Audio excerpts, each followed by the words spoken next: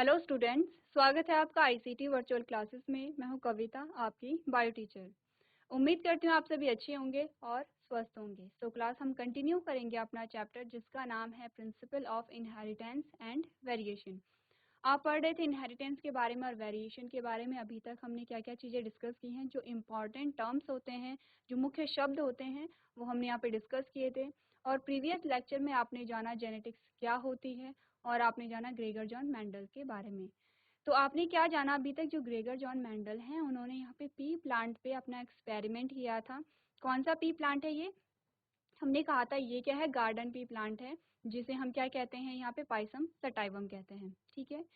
फिर हमने कहा कि जब उन्होंने पी प्लांट पे यहाँ पे एक्सपेरिमेंट किए तो उन्हें कुछ लॉज उन्होंने दिए थे जो हमें बताते हैं इनहेरिटेंस के बारे में, कि यहाँ पे जो कैरेक्टर हैं, जो गुण हैं, वो किस प्रकार से एक जनरेशन से दूसरी जनरेशन में जाते हैं। तो आज हम यहाँ पे बात करेंगे जो मेंडल्स ने लॉ दिए हैं उनके बारे में। तो आपको क्या करना है, ध्यान से समझना है। जो लॉज हैं इंपॉर्टेंट हैं, और आपने देखा कि हर एक साल इन 3 लॉ में से कोई ना कोई लॉ आपके पास आता है, या फिर लॉज के एक्सेप्शन आपके पास आते हैं, या जो एमसीक्यू होते हैं उनमें इन लॉ से रिलेटेड क्वेश्चन होता है। तो आपको इतना समझना है कि 3 लॉ आपको अच्छे से पढ़ने हैं, जिससे कि आपका एक जो क्वेश्चन है वो फिक्स यहाँ से हो जाए। तो आइए चलते हैं स्मार्ट बोर्ड की तरफ और अपना टॉपिक स्टार्ट करते हैं। चलिए ठीक है।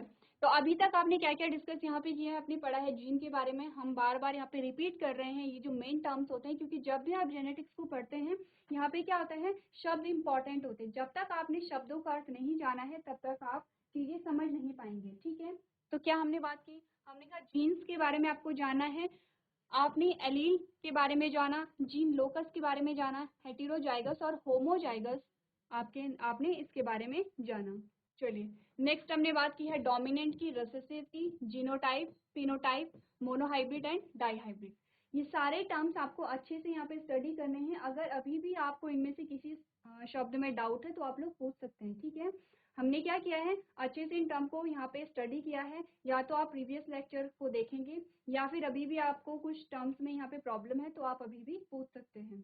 चलिए इसके बाद हमने बात की थी यहाँ पे जेनेटिक्स की। हमने कहा था जेनेटिक्स क्या है, बायोलॉजी की एक ऐसी ब्रांच है जिसमें हम जीन, जेनेटिक वेरिएशन और हेरिडिटी का क्या करते हैं, अध्ययन करते हैं।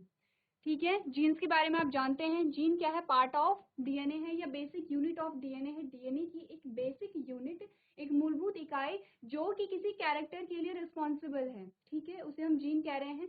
अब जेनेटिक वेरिएशन का क्या मतलब है, वो वेरिएशन, वो चेंजेस जो जेनेटिक लेवल पे आए हैं। अब देखिए क्या होता है, वेरिएशन क्या होते हैं, एक तो जेनेटिक लेवल पे होंगे, एक आपको क्या दिखते हैं, बाहरी रूप से आपको देखने को मिलते हैं। जैसे कि आप देखेंगे कोई गोरा व्यक्ति है और वो किसी गर्म स्थान पे चला गया है तो उसका जो कलर है वो थोड़ा डार्क हो गया है। ये क्या है, बाहरी चेंजेस हैं। ठीक है। लेकिन आपने क्या देखा, ये जेनेटिक लेवल पे चेंजेस नहीं है, क्योंकि वो व्यक्ति फिर से वापस अगर उसी जगह पे आ गया है जहां वो पहले रहता था तो उसका जो कलर है वो फिर से साफ हो गया है। या फिर आप देखते हैं कि अगर आप धूप में रहते हैं तो आपकी टैनिंग हो जाती है। ठीक है, स्किन थोड़ा सा आपकी डार्क हो जाती है, और अगर आप धूप से बचते हैं तो आपकी स्किन पहले जैसी हो जाती है। तो ये क्या चेंजेस हैं जो बाहरी रूप से आपको देखने को मिल रहे हैं। जेनेटिक वेरिएशन का क्या मतलब है, आपके जीन्स में चेंजेस आए हैं। आपके अगर जीन्स में चेंजेस आए हैं, आपके जीन में चेंजेस आए हैं, और जीन हमने क्या बोला था, हमने कहा था पार्ट ऑफ डीएनए जीन है। जब जीन में चेंजेस आएंगे तो जो जीन से आरएनए बनेगा, यानी कि इस डीएनए के पार्ट से जो आरएनए बनेगा उसमें चेंजेस आएंगे, उसमें परिवर्तन आएंगे।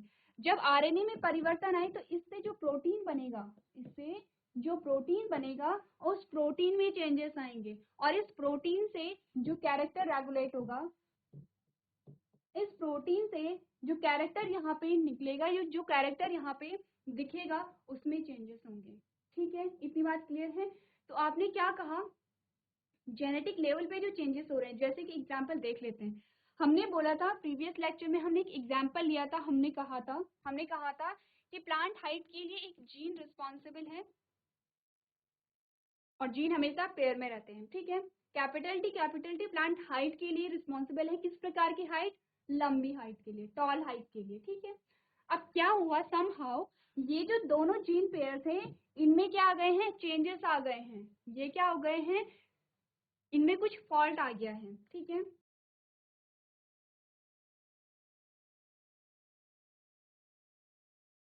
अब इनमें फॉल्ट आ गया है तो क्या होगा, इनका काम क्या था, यहाँ पे जो यहाँ पे जीन है इससे एक प्रोटीन बन रहा था, इससे एक प्रोटीन बन रहा था, और ये प्रोटीन क्या कर रहा था, टॉल हाइट को बता रहा था।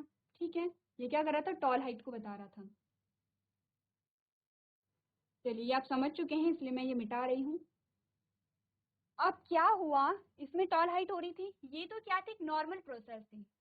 इस जीन से क्या बना, प्रोटीन बना, और उसने क्या किया, टॉल हाइट को दिखाया। अब इस जीन में कोई खराबी आ गई है, कोई ये जो इस जीन में फॉल्ट आ गया है, और इसने क्या किया, जो प्रोटीन बनाया, अब हम क्या कह रहे हैं, इसने जो प्रोटीन बनाया वो कैसा प्रोटीन बनाया, फॉल्टी प्रोटीन बनाया, क्योंकि अब ये लंबी हाइट को नहीं दे पा रहा है, इसलिए हम इसे स्मॉल टी से दिखा सकते हैं। हमने कहा कैपिटल टी क्या कर रहा था, दोनों लंबी हाइट के लिए रिस्पॉन्सिबल थे। तो इस जीन ने, ये क्या है, ये जो जीन पेयर है, इस जीन पेयर ने क्या किया, नॉर्मल प्रोटीन बनाया, और जब नॉर्मल प्रोटीन बना है तो नॉर्मल कैरेक्टर आपको देखने को मिला है। नॉर्मल कैरेक्टर क्या था, हाइट कैसी थी, पौधे की लंबी थी। फिर हमने कहा कि इस जीन पेयर में क्या हो गया, फॉल्ट आ गया है दोनों में। ठीक है, दोनों में यहाँ पे क्या आ गया, फॉल्ट आ गया, दोनों में फॉल्ट आ गया, तो फॉल्टी प्रोटीन यहाँ पे बनेगा, एबनॉर्मल प्रोटीन बनेगा, असामान्य प्रोटीन बनेगा। असामान्य प्रोटीन बना तो असामान्य कैरेक्टर भी हमें देखने को मिला। तो कैरेक्टर हमें क्या देखने को मिला, कैरेक्टर हमें देखने को मिला, प्लांट कैसा हो गया है, ड्वार्फ हो गया है, यानी कि शॉर्ट हो गया है, यानी कि बौना हो गया है। ठीक है, इतनी बात क्लियर है। क्या हुआ है, जीन्स में चेंजेस हुए हैं, जीन्स में चेंजेस हुए हैं तो क्या बनेगा, यहाँ पे जो प्रोटीन बन रहा है, प्रोटीन में चेंजेस होंगे, प्रोटीन में चेंजेस हुए हैं तो हमारे कैरेक्टर में चेंजेस आ जाते हैं, और इसे हम कहते हैं कि ये जो चेंजेस आ रहे हैं ये जेनेटिक लेवल पे आ रहे हैं, और अगर जेनेटिक लेवल पे चेंजेस आ रहे हैं तो ये चेंजेस आगे भी क्या होंगे, कंटिन्यू होंगे। चेंजेस मतलब कि अगर हमने कहा कि ये क्या है, दोनों इसमें क्या हो गए हैं, फॉल्टी आ गए, जीन पेयर में दोनों जो एलील है वो फॉल्टी हो गए हैं। अब आगे क्या होगा, जब आगे आप क्रॉस कराएंगे तो कहीं ना कहीं ये जो डार्कनेस का कैरेक्टर है वो आगे बढ़ेगा। ठीक है, इतनी बात क्लियर है। तो जेनेटिक्स में आप क्या पढ़ते हैं, जीन्स के बारे में पढ़ते हैं, आप पढ़ते हैं जेनेटिक वेरिएशन कैसे आती है, जब जेनेटिक लेवल पे वेरिएशन कैसे आती है, और आप देखते हैं हेरिडिटी कैसे हो रही है, आप आनुवंशिकता का अध्ययन करते हैं कि कैसे क्या हुए, जो कैरेक्टर है वो एक जनरेशन से दूसरी जनरेशन में पास हो रहे हैं। ठीक है, इतनी बात क्लियर है। चलिए, अब हमने कहा कि यहाँ पे एक साइंटिस्ट हुए हैं जिन्हें हमने ग्रेगर जॉन मेंडल कहा है। ठीक है, क्या है, ग्रेगर जॉन मेंडल है, और इन्होंने क्या किया था, पहली बार इन्होंने यहाँ पे साइंटिफिकली स्टडी की थी जेनेटिक्स की। इन्होंने जेनेटिक्स को साइंटिफिकली क्या किया था, स्टडी किया था, और इन्होंने अपना जो एक्सपेरिमेंट किया था वो किया था पी प्लांट पे, यानी कि मटर के पौधे पे। क्या हुआ, इन्होंने मटर के पौधे पे अपना एक्सपेरिमेंट किया, और पहली बार साइंटिफिकली इन्होंने क्या किया, जेनेटिक्स को स्टडी किया। इसीलिए हम क्या कहते हैं, मेंडल को, हम मेंडल को कहते हैं फादर ऑफ जेनेटिक्स। ठीक है, इतनी बात क्लियर है। सबसे पहले समझना है जेनेटिक्स किसे कहते हैं, जेनेटिक्स के अंदर आप क्या स्टडी कर रहे हैं, और कौन है फादर ऑफ जेनेटिक्स। इतनी बात आप समझ चुके हैं। चलिए, अब आपको क्या बताया गया है कि जो मेंडल्स थे वो क्या थे, ऑस्ट्रियन मॉन्क थे, यानी कि वो क्या थे, चर्च में पादरी थे। और उन्होंने क्या किया, यहाँ पे जो चर्च था, चर्च में ही वहाँ पे क्या था, बागवानी थी, और वहाँ पे उन्होंने मटर के पौधों को उगा रखा था, यानी कि वो क्या करते थे, खेती भी करते थे। अब उन्होंने क्या किया, एक बार उन्होंने गार्डन पी को ऑब्जर्व किया, और जब गार्डन पी को ऑब्जर्व किया तो उन्हें बहुत सारे कैरेक्टर यहाँ पे दिखे, और उन्होंने 7 कंट्रास्टिंग कैरेक्टर को यहाँ पे देखा।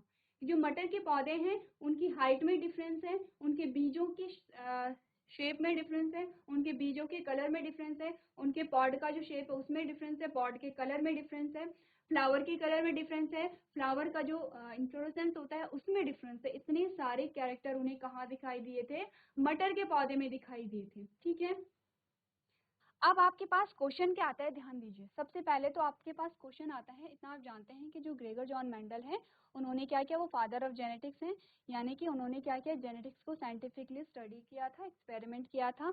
किस पे एक्सपेरिमेंट किया था, ये क्वेश्चन आएगा। ठीक है, तो आपके पास गार्डन पे और स्वीट पी दो प्रकार के ऑप्शन आ सकते हैं, तो आप क्या बोलेंगे, गार्डन पी पे इन्होंने अपना एक्सपेरिमेंट किया था। साइंटिफिक नेम पूछा जा सकता है, पाइसम सटाइवम इसका साइंटिफिक नेम है। ठीक है, सेकेंड क्वेश्चन आ सकता है, या आता है कि आपसे पूछा जाता है कि क्यों मेंडल ने अपने एक्सपेरिमेंट के लिए मटर के पौधे को ही चूज किया था, तो आपने कहा कि सबसे पहले तो उसमें बहुत सारे कैरेक्टर देखने को मिले थे, ठीक है। दूसरी बात ये कि जो मटर का पौधा था वो कैसा था, बाइलिंगुअल था, द्विलिंगी पौधा था। द्विलिंगी पौधे का मतलब आप समझते हैं, अगर आपने फ्लावर का डायग्राम देखा है इस प्रकार से, ये क्या है, पिस्टिल है, जिसे आप क्या कहते हैं, स्त्री केसर कहते हैं। ये मैं क्या बना रही हूँ, स्टेमन बना रही हूँ, जिसे आप क्या कहते हैं, पुंकेसर कहते हैं, ठीक है। और इस प्रकार से ये क्या है, आपके पास पेटल्स आ जाते हैं, ये क्या है, पेटल्स हैं, ठीक है।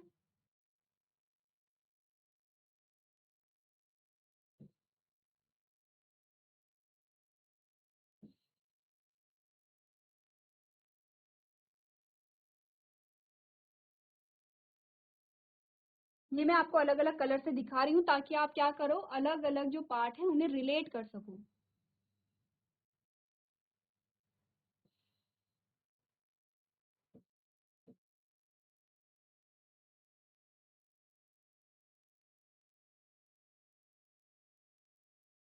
आपको चार अलग अलग कलर हमने दिखाए हैं, ठीक है, आपने चार अलग अलग कलर देख लिए हैं। आपने फ्लावर को डिटेल में क्या किया है, स्टडी किया है, कब, जब आप अपना जो चैप्टर है आप देख रहे थे, रिप्रोडक्शन इन फ्लावरिंग प्लांट। क्या आपने देखा था, आपने देखा था रिप्रोडक्शन इन फ्लावरिंग प्लांट, और उसमें आपने आपने क्या किया था, फ्लावर को डिटेल में स्टडी किया था। सबसे पहले हमने पार्ट्स ऑफ फ्लावर देखे थे, ठीक है, जिसमें आपने मेनली चार पार्ट की बात की थी। हमने कहा था ये क्या है, पहला बाह्य दल है जिसे हम सेपल कह रहे हैं, दूसरा क्या है, दल है जिसे हम पेटल्स कह रहे हैं, तीसरा क्या है, स्टेमन है जिसे हम क्या कह रहे हैं, यहाँ पे स्टेमन कह रहे हैं, और चौथी क्या है, यहाँ पे पिस्टिल है जिसे हम स्त्री केसर कह रहे हैं, ठीक है। चार पार्ट आपने देख ली है फ्लावर की। अब आपने यहाँ पे इस फ्लावर में क्या देखा, आपने देखा कि जो स्त्री केसर है वो क्या है, फीमेल पार्ट है किसी भी फ्लावर का, क्या जो फीमेल पार्ट होता है वो है पिस्टिल, और किसी भी पार्ट का जो किसी भी फ्लावर का जो मेल पार्ट होता है वो है स्टेमन। दोनों ही पार्ट इसमें है। एक तो ये आ गया आपके पास, एक आपके पास इस प्रकार से कंडीशन आती है, ये बाकी,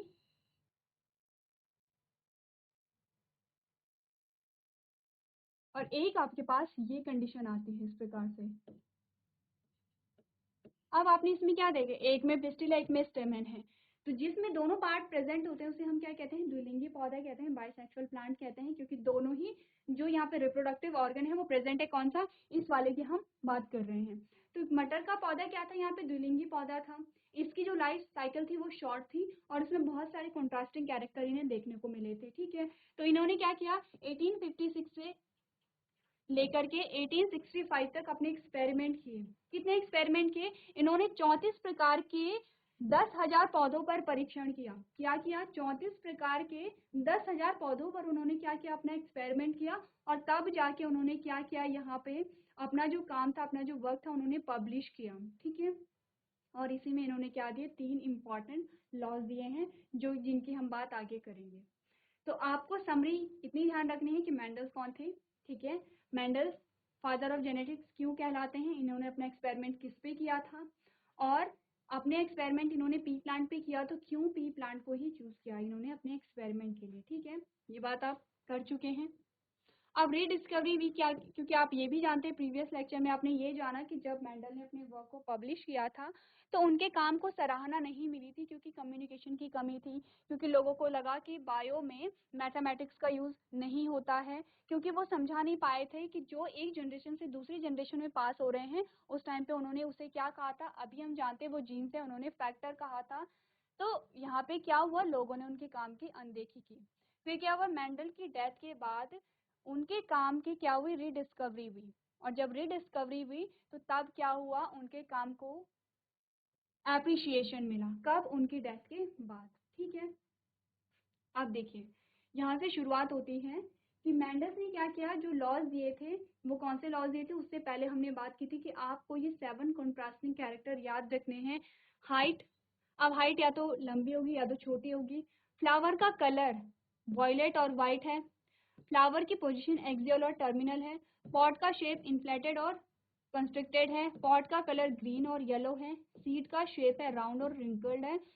सीड का कलर येलो और ग्रीन है। ये आपको 7 कंट्रास्टिंग कैरेक्टर याद रखने हैं क्योंकि आपके पास आते हैं, ठीक है।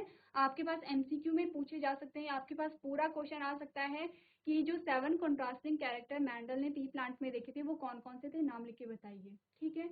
ये आपको क्या करना है, ध्यान रखना है।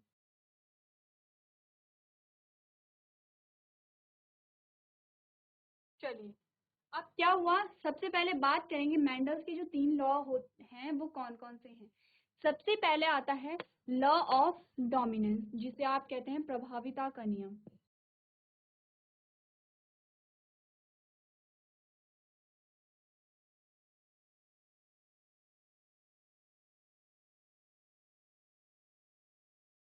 अब देखिए, मैंडल ने अपना एक्सपेरिमेंट कैसे किया था, सबसे पहले हम ये जान लेते हैं। एक्सपेरिमेंट का मतलब कि मैंडल्स ने क्या किया होगा।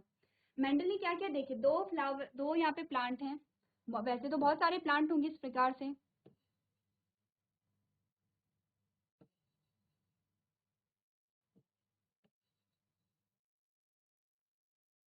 ठीक है।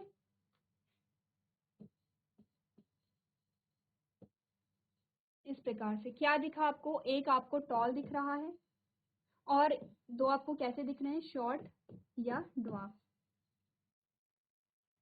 ठीक है। इतनी बात क्लियर है। यहाँ पे और भी पौधे होंगे जो कि क्या होंगे, टॉल होंगे, इस प्रकार से। अब क्या होता है, देखिए आपने पढ़ा है किसके बारे में, परागण के बारे में आपने पढ़ा है। परागण क्या होता है, परागण आपने अभी एक फ्लावर बनाया था इस प्रकार से,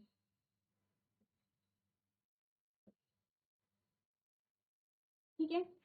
परागण किसे कहते हैं, हमने कहा परागकण ये जो है पॉलन ग्रेन है, पॉलन ग्रेन का एंथर से, ये है एंथर और ये है फिलामेंट। मैं मान के चल रही हूँ आपने जो पिछला चैप्टर है वो अच्छे से स्टडी किया, अगर नहीं किया है तो आपको वो चैप्टर अच्छे से स्टडी करना पड़ेगा। चैप्टर का नाम क्या है, रिप्रोडक्शन इन फ्लावरिंग प्लांट, यानी पुष्पीय पौधों में जनन। वो आप अच्छे से वहाँ पे क्या करेंगे, स्टडी करके आएंगे, तभी आपको ये चीजें समझ आएंगी, ठीक है।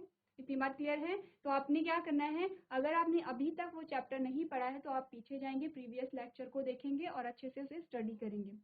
तो यहाँ पे क्या आता है, एंथर है, ऊपर वाले पार्ट को हम क्या कहते हैं, एंथर कहते हैं, नीचे वाले पार्ट को हम फिलामेंट कहते हैं, ठीक है। एंथर यानी कि परागकोश, फिलामेंट यानी कि पुंज तंतु। अब एंथर के अंदर क्या होते हैं, पॉलन ग्रेन होते हैं, पॉलन ग्रेन के अंदर क्या होता है, मेल गैमीट होता है, ठीक है। इतनी बात आपको ध्यान रखनी है। तो हमने कहा कि परागण किसे कहते हैं, एंथर का, पॉलन ग्रेन का एंथर से स्टिग्मा में जो स्थानांतरण होता है,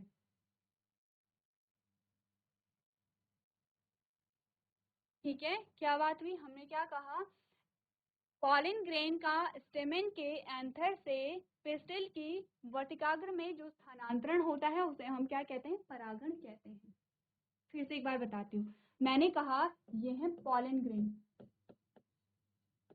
ठीक है। मैंने कहा पॉलन ग्रेन का एंथर से स्टिग्मा में जो स्थानांतरण होता है उसी को हम परागण कहते हैं, ठीक है। अब परागण आपने पढ़ा तो आपने क्या कहा, परागण में आपने देखा कि एजेंट होते हैं, पॉलिनेशन कहते हैं हम इसे, परागण को क्या कहते हैं, पॉलिनेशन आप कहते हैं। और पॉलिनेशन को कराने वालों को आप क्या कहते हैं, पॉलिनेटिंग एजेंट कहते हैं। पॉलिनेटिंग एजेंट क्या क्या होते हैं, बायोटिक और एबायोटिक आपने दोनों पढ़े हैं। आपने कहा एबायोटिक की बात होगी तो आप हवा और पानी के द्वारा जब परागण हो रहा है, यानी कि हवा में बह के जो पराग कण हैं वो एंथर से कहाँ जा रहे हैं, स्टिग्मा में जा रहे हैं। या पानी में बह करके जो पॉलन ग्रेन है वो एंथर से स्टिग्मा में पहुंच रहे हैं, तो एबायोटिक कहला रहे हैं। बायोटिक क्या होगा, जब कोई लिविंग वहां पे शामिल होगा, जब कोई लिविंग क्या करा रहा होगा, पॉलिनेशन को करा रहा होगा। आपने कहा कीटों के द्वारा होता है, आपने कहा बर्ड्स के द्वारा होता है, आपने कहा एनिमल्स के द्वारा भी होता है, ठीक है। अब ठीक है, आप ये बात जान चुके हैं कि पॉलिनेशन किसे कहते हैं, पॉलिनेटिंग एजेंट किसे कहते हैं।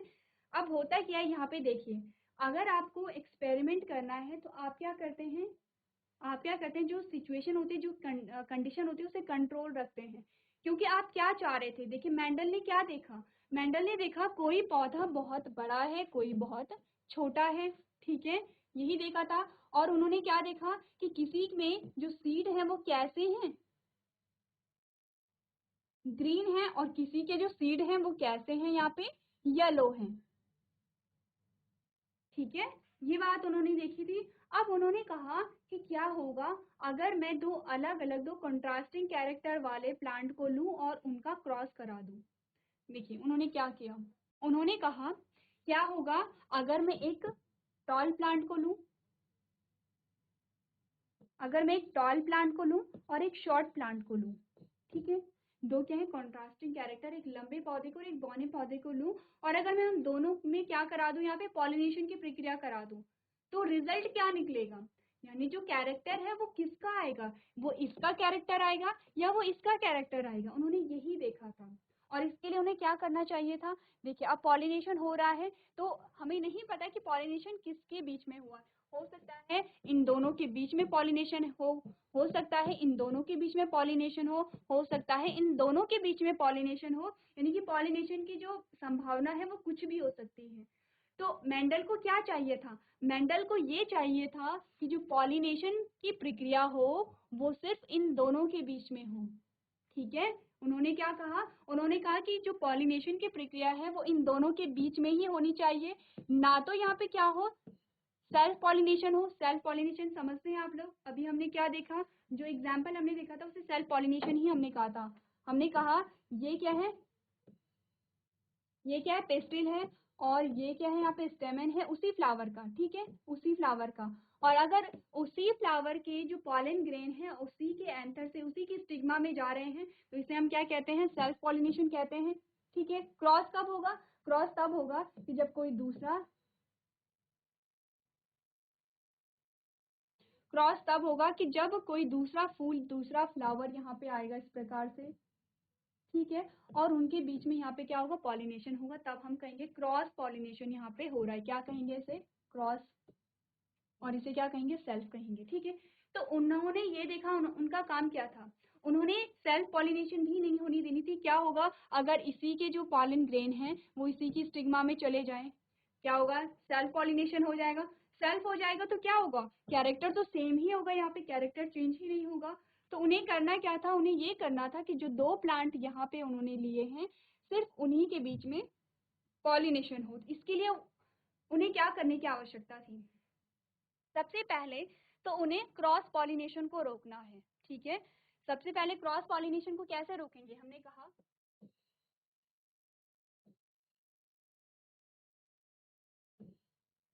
क्रॉस पॉलिनेशन को रोकने के लिए उन्हें क्या करना पड़ेगा, जो द्विलिंगी पौधा है उसे एक लिंगी पौधे में परिवर्तित करना पड़ेगा।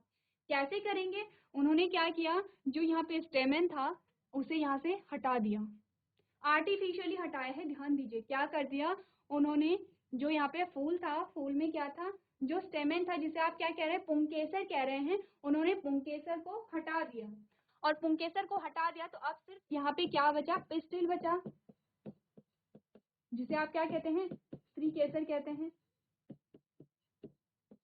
ठीक है, हो गया। अब यहाँ पे क्या होगा, जो सेल्फ पॉलिनेशन है वो यहाँ पे रुक जाएगा। तो आपके पास एक शब्द आता है वो है इमैस्क्यूलेशन, ध्यान दीजिए क्या है इमैस्क्यूलेशन, क्या होता है इमैस्क्यूलेशन, किसी भी फूल से उसका जो मेल पार्ट होता है यानी कि स्टेमन को हटाने की जो प्रक्रिया होती है उसे हम कहते हैं इमैस्क्यूलेशन। यानी कि यहाँ पे क्या हुआ, इस फूल से स्टेमन यानी कि पुंकेसर को हटा दिया गया है। तो किसी बाइलिंगुअल किसी बायसेक्सुअल प्लांट से जो स्टेमन है स्टेमन को हटाने की जो प्रक्रिया है उसे हम क्या कहते हैं इमैस्क्यूलेशन कहते हैं। तो आपने देखा मेंडल ने क्या किया, इमैस्क्यूलेशन किया, ठीक है, इतनी बात क्लियर है। क्या किया उन्होंने, इमैस्क्यूलेशन कर दिया है। उन्होंने जो प्लांट था प्लांट से उन्होंने क्या कर दिया है, जो स्टेमन था उसे वहां से रिमूव कर दिया है, या तो वो स्टेमन को रिमूव कर देंगे या वो एंथर को रिमूव कर देंगे। एंथर यानी कि देखिए ये पूरा पार्ट है, हमने कहा ये है एंथर और ये है फिलामेंट। अब पॉलिन ग्रेन कहाँ पे है, पॉलिन ग्रेन है एंथर में। तो वो दो चीजें कर सकते हैं, या तो वो सिर्फ एंथर को ही हटा दें क्योंकि एंथर को हटा दे तो पॉलिन ग्रेन हट गए, और फिलामेंट रहे तो उससे कोई फर्क नहीं पड़ता है। तो या तो एंथर को हटा दिया या फिलामेंट को हटा दिया, बात एक ही है क्योंकि यहाँ पे मेल गैमेट क्या हो गए हैं, रिमूव हो गए हैं। और यहाँ पे क्या है, जो फीमेल रिप्रोडक्टिव पार्ट है, जो पिस्टिल है, जो यहाँ पे स्त्री केसर है, वो कैसा रहेगा, यहाँ पे सेफ रहेगा एकदम, ठीक है। इमैस्कुलेशन यहाँ पे हो गया है। अब क्या हो गया, यहाँ पे क्रॉस पॉलिनेशन यहाँ पे रुक गया है। अब हमें क्या, यहाँ पे सेल्फ पॉलिनेशन रुका है, ठीक है। अब क्या करना है, अब यहाँ पे क्रॉस पॉलिनेशन को भी रोकना है। ये भी तो हो सकता है कि इनके साथ यहाँ पे, ये भी तो हो सकता है कि जो दूसरे प्लांट है उसके साथ यहाँ पे क्या हो जाए, क्रॉस पॉलिनेशन हो जाए। अब क्रॉस पॉलिनेशन को रोकने के लिए क्या किया जाएगा, बैगिंग की जाएगी, ठीक है। इस प्रकार से बैगिंग की गई। बैगिंग का मतलब क्या होता है, जो यहाँ पे स्त्री केसर है उसको बैग से क्या कर दिया गया, ढक दिया गया, कवर कर दिया गया। क्यों, ताकि इसमें क्या हो, जो पॉलन ग्रेन है वो वर्तिकाग्र तक ना पहुंच पाए, ठीक है। इतनी बात क्लियर है। पहला यहाँ पे इमैस्कुलेशन किया गया, फिर यहाँ पे बैगिंग की गई। अब आप कहेंगे अगर बैगिंग कर दी गई है तो हम क्या कर रहे थे, फॉर एग्जाम्पल ये क्या है, शॉर्ट प्लांट है, ठीक है, ये शॉर्ट प्लांट है। तो हमने कहा कि लॉन्ग जो टॉल प्लांट है, टॉल प्लांट के पॉलन ग्रेन कैसे जाएंगे यहाँ पे, तो क्या होगा, यहाँ पे बैग, जो बैगिंग की गई है बैग को हटा देंगे, क्या होगा, बैग को हटा देंगे। इस प्रकार से बैग को हटा दिया है। कब हटाएंगे, जब यहाँ पे जो पिस्टिल है वो मैच्योर हो गई है। आपने चैप्टर पढ़ा था, जब कौन सा chapter, reproduction in flowering plant, क्या आपने बात की थी, आपने कहा था गैमेटोजेनेसिस होती है, ठीक है, मेगास्पोरोजेनेसिस होती है। मेगास्पोरोजेनेसिस में क्या होता है, एग सेल कहाँ पे बनेगी, इस प्रकार से यहाँ पे एग सेल बनेगी, ठीक है। फिर क्या होता है, माइक्रोस्पोरोजेनेसिस होती है। माइक्रोस्पोरोजेनेसिस में क्या होगा, जो यहाँ पे पॉलन ग्रेन है उनका फॉर्मेशन होता है, ठीक है। तो जब क्या हुआ, यहाँ पे पिस्टिल भी मैच्योर हो गई है और इसका स्टेमेन भी मैच्योर हो गया है, तो क्या करेंगे, बैग को हटा देंगे। हटा दिया तो क्या किया,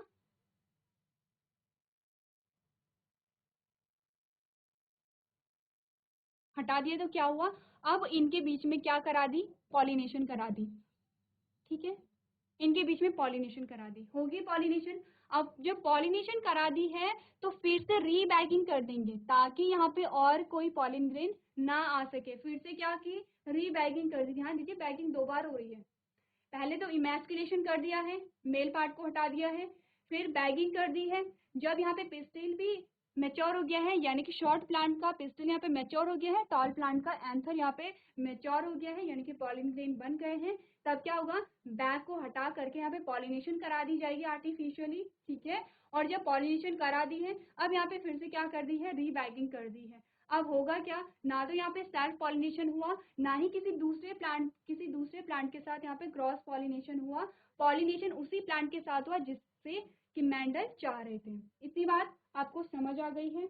अगर आपको इतनी बात समझ आ गई है, तब आप जो लॉज हैं उन्हें अच्छे से पढ़ सकते हैं, क्योंकि आपको ये जानना जरूरी है कि उन्होंने एक्सपेरिमेंट में किया क्या था, कैसे उन्होंने एक्सपेरिमेंट किया, क्या वो कर रहे थे, क्या वो जानना चाह रहे थे। वो इतना जानना चाह रहे थे कि जब दो अलग अलग कैरेक्टर को लेकर के मैंने मिक्स कर दिया है तो आया क्या, रिजल्ट क्या आया मेरे पास, ठीक है। इतनी बात क्लियर है। आप क्या करेंगे, पहले इसको अच्छे से समझिए, क्या इमैस्कुलेशन होता है, क्या बैगिंग होती है, क्या रीबैगिंग होती है। उससे पहले मैं आपको बार बार कह रही हूँ कि जो आपके पास चैप्टर आता है रिप्रोडक्शन इन फ्लावरिंग प्लांट, उसे आप अच्छे से यहाँ पे पढ़ के आएंगे।